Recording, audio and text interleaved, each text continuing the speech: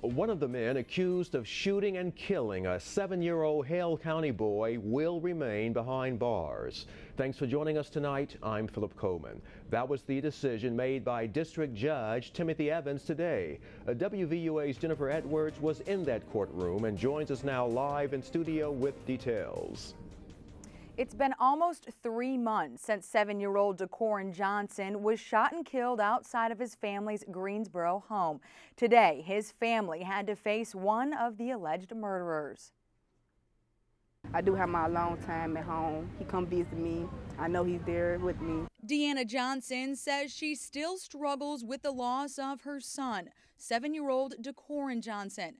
Today, she took the stand in his defense. At first, I was nervous, but then I knew my God's a good God. I prayed about it. I was prepared for this day because all I do is want justice for my baby. Both Lavaris Jackson and Paul Williams were charged with capital murder and attempted murder in connection with the shooting death of DeCorin.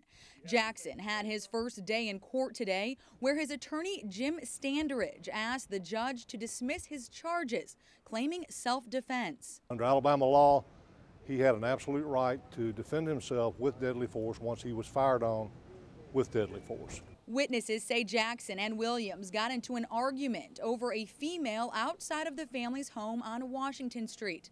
Williams produced a gun and started firing towards the house and Jackson. That's when Jackson grabbed a gun from his car and started shooting back. DeCorin was caught in the crossfire. He was a place where he had the right to be and had the absolute right to defend himself. It's all he could do. Despite the claims, Hale County District Attorney Michael Jackson says stand your ground doesn't apply here. This is not the Wild Wild West where you can shoot on the street with kids all around. That was a gathering where there was a lot of kids.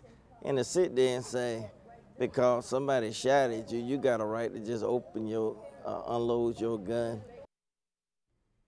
Now, ballistic reports have not come back yet, but Judge Evans found probable cause to keep Jackson behind bars on his current charges.